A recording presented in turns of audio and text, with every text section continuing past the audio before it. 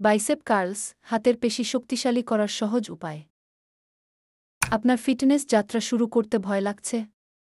Bicep curl হল সেই সহজ এবং কার্যকর ব্যায়াম যা একজন নবাগত সহজে শিখতে পারে।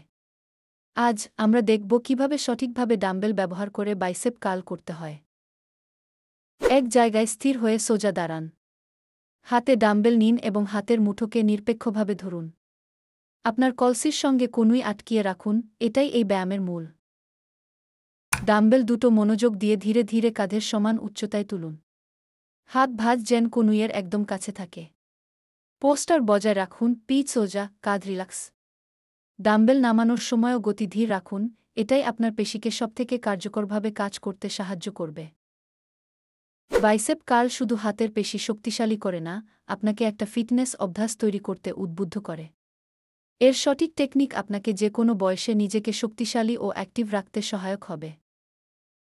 এখনই ডাম্বেল হাতে নিন আর এই সহজ ব্যায়াম দিয়ে নিজের ফিটনেস যাত্রা শুরু করুন। নিজের সেরা সংস্করণ গড়ার লক্ষ্যে এগিয়ে চলুন।